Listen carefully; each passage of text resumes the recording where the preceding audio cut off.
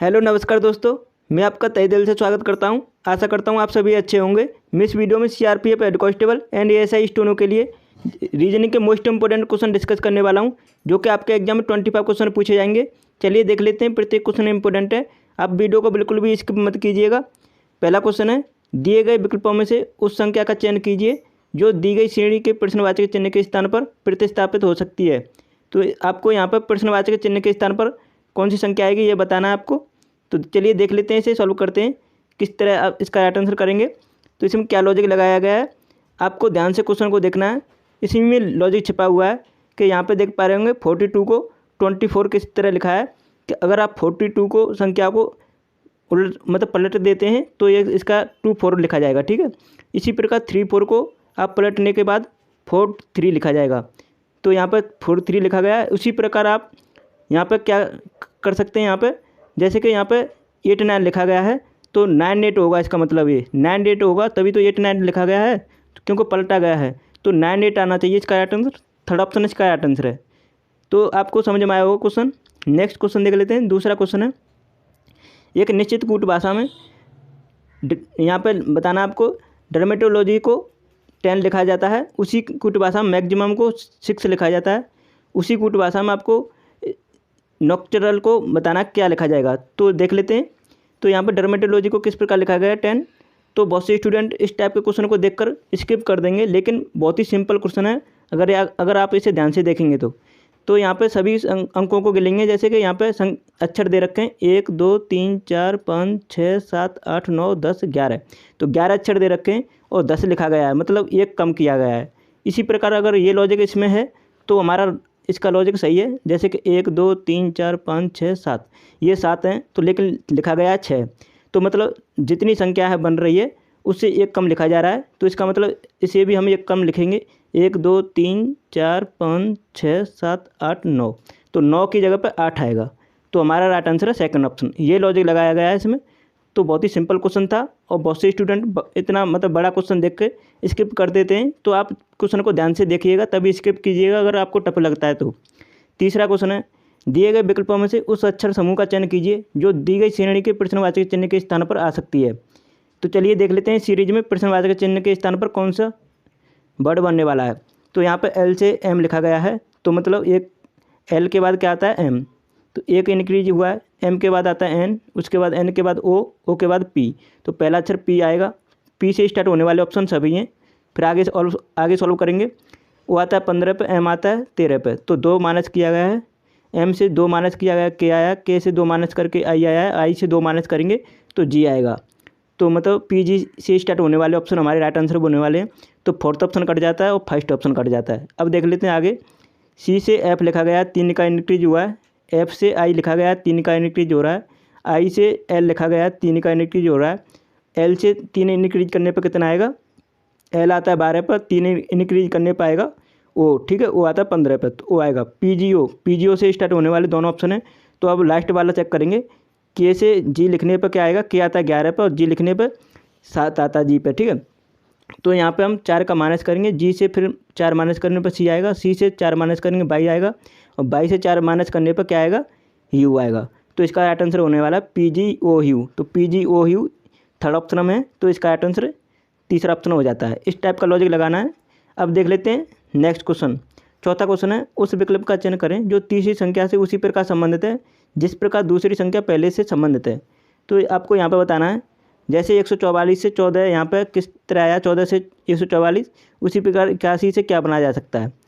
तो आप देख पा रहे होंगे यहाँ पर 14 से 2 माइनस करने पर 12 आता है। 12 का स्क्वायर करेंगे तो 144 होगा। तो अगर हमारा यही लॉजिक अगर इसमें भी लग जाता है तो हमारा राइट आंसर होगा। तो 81 यहाँ पर किस तरह आया होगा, तो 9 का स्क्वायर होता है। इसका मतलब 2 माइनस करने पर कितना होता है, सॉरी 2 माइनस नहीं करेंगे क्योंकि यहाँ पर 14 था, 14 से 2 माइनस किया गया था तो 144 आया था। इसी प्रकार ये मतलब 9 होगा यहाँ पर। तो 9 इसलिए बनेगा, वो 11 होगा पहले इससे। तो क्योंकि 2 माइनस करके आएगा 9, तो इसका मतलब 11 होगा। तो पहला ऑप्शन इसका राइट आंसर हो जाता है क्योंकि 11 में से 2 माइनस करेंगे तो 9 आता है। 9 का स्क्वायर करेंगे तो 81 होगा। तो इस तरह आपको समझ में आया होगा, पहला ऑप्शन इसका राइट आंसर है। अब देख लेते हैं 5वां क्वेश्चन है, एक निश्चित कूट भाषा में प्लेस को इस प्रकार लिखा गया है, उसी प्रकार ब्यूटी को CDZTUZ लिखा जाता है। उसी प्रकार आपको मॉनसन को किस प्रकार लिखा जाएगा, चलिए देख लेते हैं। तो यहाँ पर P से Q जाने पर PQ, LM, AZ, CD और E। तो यहाँ पे क्या किया गया है, E से 1 माइनस किया गया है, ठीक है। C से 1 प्लस किया गया है, A से 1 माइनस किया गया है, L से 1 प्लस किया गया है और P से यहाँ पर Q किया 1 प्लस किया गया है। तो आप इसी प्रकार लॉजिक लगाएंगे। यहाँ पर B से C आया है, उसके बाद 1 माइनस करेंगे तो D आया है, A से 1 माइनस करेंगे तो Z आया है, U से 1 माइनस करेंगे तो T आया है और T से 1 माइनस करेंगे तो U आया है। तो इस प्रकार देख लेते हैं। अब यहाँ पे B से 1 प्लस करने पर N आएगा, N से स्टार्ट होगा सभी ऑप्शन हमारा। अब यहाँ पे फिर उसके बाद E से 1 माइनस करने पे क्या आएगा, Z आएगा। फिर उसके बाद 1 प्लस करेंगे, यहाँ पे क्या किया है, A से 1 माइनस किया गया है। उसके बाद तो हम 1 माइनस करेंगे N से 1 माइनस करने पर M आएगा। तो NZM से स्टार्ट होगा हमारा ऑप्शन। तो NZM से कौन सा ऑप्शन स्टार्ट है हमारा, तो NZM से हमारा ऑप्शन है यहाँ पर देखिए। जैसे फिर से देखते हैं हम, तो M से 1 मतलब एक इंक्रीज करेंगे तो N आएगा। उसके बाद 1 माइनस करेंगे तो Z आएगा। उसके बाद 1 प्लस करेंगे तो कितना आएगा, NO। तो NZO से स्टार्ट होगा, तो फोर्थ ऑप्शन इसका राइट आंसर होगा। आप भी इसे इसी प्रकार लगा सकते हैं। लॉजिक समझ में आया होगा। फोर्थ ऑप्शन इसका राइट आंसर है। छठवां क्वेश्चन देख लेते हैं। न्यूमेटिक्स का संबंध सिक्कों से है, तो ओरोग्राफी का संबंध किससे होगा, तो ओरोग्राफी संबंधित होती है पहाड़ों से। थर्ड ऑप्शन इसका राइट आंसर है। नेक्स्ट क्वेश्चन देख लेते हैं। 7वां क्वेश्चन है। 4 अक्षर समूह दिए गए हैं जिनमें 3 किसी तरह से संगत हैं और 1 असंगत है। उस अक्षर समूह का चयन करें जो अन्य से असंगत है। तो इसमें से कौन सा असंगत है देख लेते हैं। तो आपको यहाँ पर G से K जाने पर कितना हो रहा है, G से K जाने पर कितना इंक्रीज हो रहा है, तो G आता 7 पर और K आता 11 पर, 4 का इंक्रीज हो रहा है। K से O जाने पर 4 का इंक्रीज हो रहा है, लेकिन O से B जाने पर 7 का इंक्रीज हो रहा है। तो मतलब ये हमारा लॉजिक नहीं हो रहा है, लेकिन आगे भी देखते हैं। इसमें देखते हैं A से F जाने पर 4 इंक्रीज हो रहा है, F से K जाने पर 5 इंक्रीज हो रहा है, K से P जाने पर 5 इंक्रीज हो रहा है। तो यहाँ पर 5 का इंक्रीज हो रहा है। A से F जाने पर 5, F से K जाने पर 5, उसके बाद K से P जाने पर 5। तो इसमें सही है। इसका मतलब आगे भी देखते हैं। K से P जाने पर 5 हो रहा है और P से U जाने पर 5 का इंक्रीज हो रहा है, U से Z जाने पर 5 का इंक्रीज। और इसमें भी देखते हैं T से Y जाने पर 5 इंक्रीज हो रहा है, Y से D जाने पर 5 इंक्रीज हो रहा है और D से I जाने पर 5 इंक्रीज हो रहा है। तो इसका मतलब हमारा ये राइट आंसर हो जाता है। असंगत पूछा था, पहला ऑप्शन इसका राइट आंसर है। इस तरह आप ऑप्शन को चेक कर सकते हैं सभी को। 8वां क्वेश्चन है। एक निश्चित कूट भाषा में FLEW को इस प्रकार लिखा जाता है, उसी कूट भाषा में रॉड को किस प्रकार लिखा जाएगा, चलिए देख लेते हैं। F आता है 6 पे, तो यहाँ पर 12 लिखा गया दुगुना करके। L आता है 12 पे, 12 का 12 ही है। E आता है 5 पे, तो 5 का 5 है। W आता है 23 पे, तो डबल करके लिखा है 46। अब आपको समझ में आया होगा, बाहर वाले अक्षर हैं उनका डबल संख्या में लिखा गया है और बीच वाले हैं उनका ज्यों का त्यों लिख दिया गया है, उनका प्लेस स्थान, ठीक है। तो इसी प्रकार देखते हैं। R आता है 18 पे, तो 18 दूनी 36 आएगा। उसके बाद O आता है 15, तो 15 का 15। D आता है 4 पे, 4 की 4 ही। और E आता है 5 पे, तो 5 का दुगुना करेंगे 10, तो 38, 15, 41, 0, ठीक है। तो कौन सा ऑप्शन है, सॉरी 36 आएगा, क्योंकि R 18 पे आता है, 18 दूनी 36 होता है ना। तो 36, 15 कौन से ऑप्शन में, 36, 15, उसके बाद है 36, 15, तीसरा ऑप्शन इसका राइट आंसर हो जाता है। तो हमारा तीसरा ऑप्शन इसमें मैच कर रहा है, इसका right answer third option. Concept समझ में आया होगा। नेक्स्ट क्वेश्चन देख लेते हैं। 9वां क्वेश्चन है। दिए गए उस अक्षर समूह का चयन करें जो निम्न श्रेणी में प्रश्नवाचक चिन्ह के स्थान पर आ सकती है। तो देख लेते हैं कौन सा आएगा इसमें। G से K जाने पर कितना इंक्रीज हो रहा है, G आता है 7 पर, K पर 4 इंक्रीज हो रहा है, K से O जाने पर 4 का इंक्रीज हो रहा है, O से S जाने पर 4 इंक्रीज हो रहा है, S से 4 इंक्रीज करेंगे तो कितना आएगा, S आता है 19 पर, 4 इंक्रीज करने पर W आएगा 23 पर, ठीक है। तो W से स्टार्ट होने वाले ऑप्शन राइट आंसर होने वाले हैं। R से N जाने पर कितना इंक्रीज माइनस हो रहा है 4 का, N से -4 हो रहा है J, और -4 करेंगे तो फिर F आएगा और -4 करेंगे तो B आएगा, तो B आएगा। W B से स्टार्ट होने वाले ऑप्शन राइट आंसर होने वाले हैं। तो थर्ड और फोर्थ ऑप्शन में से राइट आंसर होगा। नेक्स्ट क्वेश्चन देख लेते हैं। T से 4 इंक्रीज करने पर X आएगा, X से 4 इंक्रीज करेंगे B आएगा, और B से 4 इंक्रीज करेंगे F आएगा, F से 4 इंक्रीज करेंगे तो J आएगा।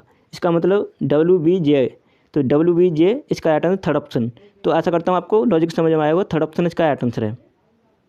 नेक्स्ट क्वेश्चन देख लेते हैं। 10वां क्वेश्चन है, एक दिए गए विकल्पों में से उस संख्या का चयन कीजिए जो निम्नलिखित श्रेणी में प्रश्नवाचक चिन्ह के स्थान पर आ सकती है। तो यहाँ पर प्रश्नवाचक चिन्ह के स्थान पर कौन सी संख्या आएगी, चलिए देख लेते हैं। तो यहाँ 24 से 27 कितना इंक्रीज हो रहा है, 4 का, सॉरी 3 का इंक्रीज हो रहा है। 24 से 27 3 इंक्रीज, उसके बाद 27 से 33 कितना इंक्रीज हो रहा है, 7 का, कितना हो रहा है, 6 का, और 6 से फिर 33 से 42 कितना हो रहा है, 9 का, और 42 से 54 कितना हो रहा है, 12 का। उसके बाद 12 से हम कितना इंक्रीज करें, तो यहाँ पर 3 का इंक्रीज, उसके बाद 3, उसके बाद 3, तो 3 12 में 3 जोड़ेंगे तो 15, 15 54 में जोड़ेंगे कितना होगा, 69। तो 69 इसका राइट आंसर होगा। कॉन्सेप्ट समझ में आया होगा। 4th ऑप्शन इसका राइट आंसर है। नेक्स्ट क्वेश्चन देख लेते हैं। 11वें क्वेश्चन का आंसर बताएंगे। उस विकल्प का चयन करें जो जिसका तीसरे अक्षर समूह से वही संबंध है जो दूसरे अक्षर समूह का पहले अक्षर समूह से है। तो यहाँ पर इससे PTL लिखा गया है, उसी प्रकार UHE से बताना किस प्रकार लिखा जाएगा।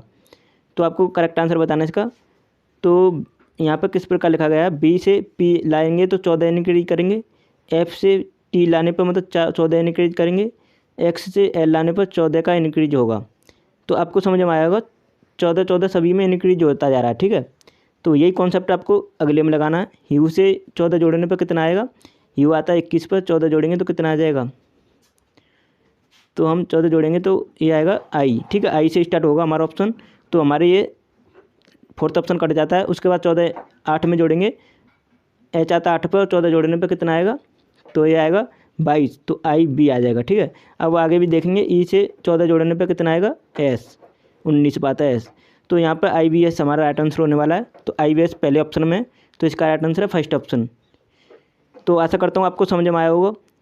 तो आपने अभी तक हमारी वीडियो लाइक नहीं की है तो प्लीज़ वीडियो को लाइक कर देना, शेयर कर देना, और आगे भी इसी तरह की वीडियो पाने के लिए प्लीज़ चैनल को सब्सक्राइब करके बेल आइकन को प्रेस कर लेना, जिससे कोई भी वीडियो आती है तो आपसे मिशन हो सके। बहुत ही कम समय में आपको जो क्वेश्चन आपके एग्जाम में पूछे जा सकते हैं उन्हीं क्वेश्चनों को मैं इस समय आपको कम समय में प्रोवाइड कर रहा हूँ। तो आप प्लीज़ चैनल से कनेक्ट रहिएगा और अच्छी तैयारी को बनाए रखिएगा, और ज़्यादा से ज़्यादा क्वेश्चन प्रैक्टिस कीजिएगा, रिवीजन कीजिएगा। अब टाइम वेस्ट करने वाला समय नहीं है, आपको एग्जाम निकालना है इस बार। तो चलिए वीडियो को यहीं समाप्त करते हैं। Thanks for watching my video. आप सभी वीडियो को देख लेना, सभी वीडियो आपके एग्जाम के लिए हेल्पफुल है। तो यहीं वीडियो को समाप्त करते हैं। Thanks for watching my video.